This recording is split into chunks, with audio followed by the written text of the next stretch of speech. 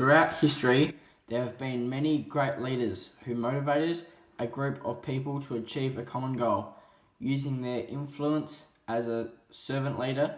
With these type of leadership, there is more focus on working together because of common ideals, religious beliefs, and personal values than other leadership styles which result driven.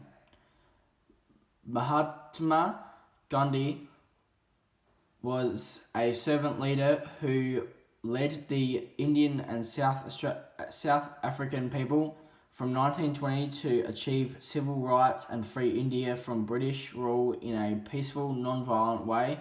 Nearly 100 years later, Pope Francis also has the qualities of a servant leader and is successful in healing relationships within the Catholic Church and bringing about change peacefully with truth, honesty, and empathy towards others. Also, my interviewee is a good leader but uses a different style of leadership. She is a traditional democratic leader who trusts her people and allows them to have an input to help make decisions. Her main focus is to benefit the business but makes decisions in a compassionate way. Gandhi and Pope Francis are successful servant leaders but have different agendas and follow different religions. However, they share common ideals, core religious beliefs, and personal values. Both men stand for peace, love, integrity, and equality, and have empathy for the poor and suffering. Gandhi advocated for civil rights for poor Indians in the South Africa and India, even though he was from a higher social class. Similarly, within a week of his ordination, Pope Francis washed and kissed the feet of 12 prisoners as an act of love and service. 2 of them were Muslims and 2 were women, teaching us that we should accept and tolerate all who are different to us. Gandhi believed in the Hindu gods and lived by the 3 principles of Dharma: non-violence, selflessness, and truth. Moksha, belief in pleasing the gods, and karma, do your best because your actions determine your fate. These 3 principles motivated him to always be the best person he can be truthful, and have empathy for others. Pope Francis believes in God, Jesus Christ, and His Son, and the Holy Spirit, and lives by the 10 Commandments, which similarly motivates him to always be the best person he can be and be truthful. He particularly has empathy for the poor and suffering.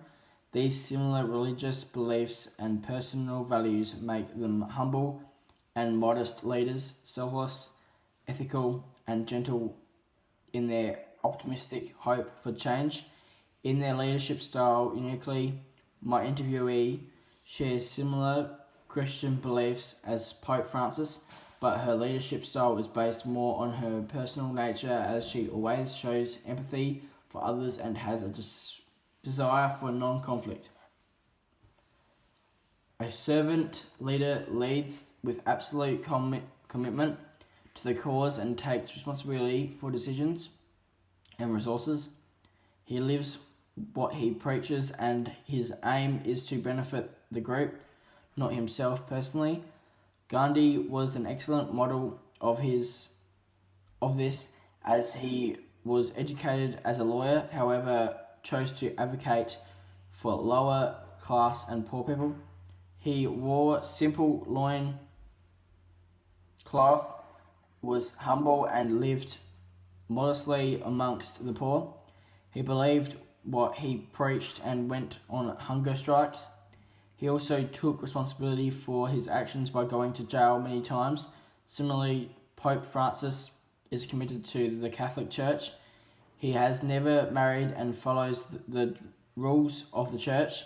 He also lives a simple and humble life, has no wealth, and has a reputation for less formality and ceremony.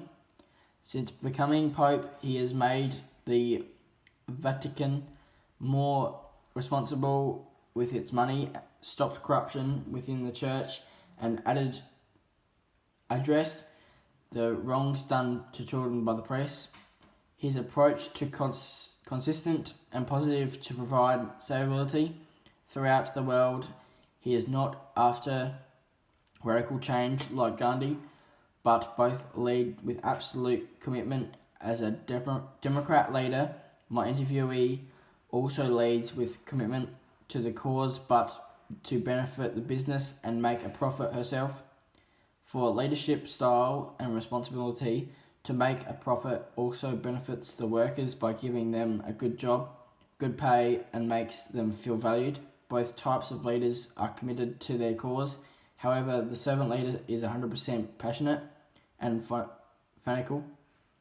The core beliefs of Christianity and Hinduism both teach selflessness, truth, and responsibility, and both Gandhi and Pope Francis are committed to their principles. Finally, a servant leader has qualities of persuasion, motivation, and foresight. Gandhi endeavoured to bring about harmony between Hindus and Muslims. When the country of Pakistan was formed from India, it was not a popular decision with everyone, but Gandhi attempted to heal the relationship between the two religions. He was a charismatic man, an excellent speaker, and led with emotions and optimism. He gave a sense of hope and inspired others to see his vision, enabled them to change, empowered them with information, and energized them to act using his non-violent practice or passive resistance. This would involve them disobeying British government laws in peaceful ways. He marched across India to the Arabian Sea and motivated 250,000 people along the way to join him. They were protesting the monopoly that the British had on the manufacture of salt and the salt tax, which affected the poorest people the most. Pope Francis also has the qualities of persuasion, motivation, and foresight, but enacts change differently. He listens to advice from others, but then makes his own decision.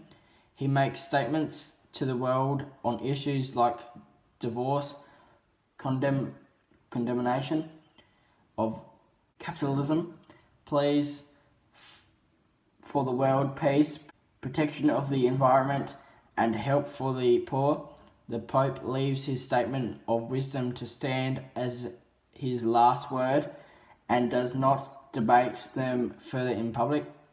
Gandhi's leadership style is persistent and Pope Francis' style is consistent. Both never waver from the teachings and principles of their religions and the foresight they have for the improvement of the world. In conclusion, I believe that a person's personal values are influenced by the core values of their religion. Subsequently, their leadership style is influenced by these values. Surprisingly, I found that the core values of both Hinduism and Christianity were similar in that they share a belief in a god or gods and the requirement to live by non-violence, selflessness, and truth. Christianity follows the Ten Commandments and Hinduism follows Dharma, Moksha, and Karma, with both religions advocating a healthy and honest lifestyle. These personal values have then influenced Gandhi and Pope Francis to be servant leaders. Always doing your best to have empathy for others and serving others is a core value in both religions.